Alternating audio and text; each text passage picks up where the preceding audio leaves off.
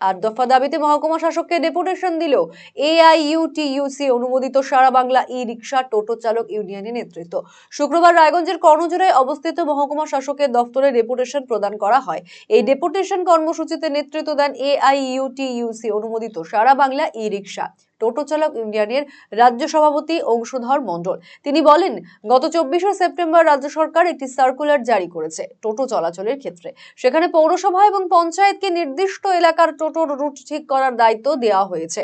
বলা হয়েছে, রাজ্য সড়ক কিংবা জাতীয় সড়কে টোটো চলাচল নিষিদ্ধ। এর জেরে বকলমে টোটো এক প্রকার বন্ধ হয়ে যাবে, কেননা অধিকাংশ গুরুত্বপূর্ণ ও প্রয়োজনীয় জায়গা এই দুই রাস্তার পাশেই থাকে। ফলে সেক্ষেত্রে টোটো সেখানে না পৌঁছলে সমস্যায় পড়তে হবে মানুষকে। রায়গঞ্জ যেভাবে গ্রামের টোটোকে শহরে প্রবেশে নিষেধাজ্ঞা জারি করা হয়েছে, তাতে বিপদে পড়বেন গ্রামের দরিদ্র টোটো চালকেরা। এ নিয়ে মোট 8 দফা দাবিতে ডেপুটেশন দেওয়া হয়। দাবি পূরণ না হলে আগামীতে বৃহত্তর আন্দোলনে নামার হুঁশিয়ারি দিয়েছেন তারা।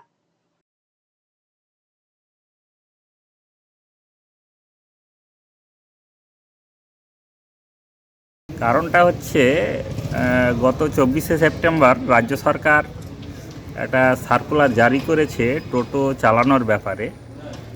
যে সার্কুলারে বলা হয়েছে যে লোকাল বডি, বিশেষ করে মিউনিসিপ্যালিটি, পঞ্চায়েত, এদেরকে দায়িত্ব দেওয়া হয়েছে টোটো চালকদের রুট ঠিক করে দেওয়ার জন্য। এবং কোনো টোটো স্টেট হাইওয়ে, ন্যাশনাল হাইওয়ে এবং যে মেজর রোডগুলো আছে সেগুলোতে উঠতে পারবে না। এর প্রতিবাদেই আজকে আমরা এসেছি যে যদি major road, state highway, national হাইওয়েতে যদি টোটো উঠতে না পারে, তাহলে প্র্যাকটিক্যালি টোটো কিন্তু বন্ধ করে দিতে হবে। কারণ অনেক রাস্তা, বাজার, স্টেশন, শপিং মল যা আছে, হসপিটাল, সমস্ত কিছু এই রোডগুলোর উপরেই আছে। ফলে গ্রাম থেকে যদি আসতে হয় তাহলে তাদেরকে কিন্তু এই রাস্তাগুলিতে কিছুটা যেতেই হবে।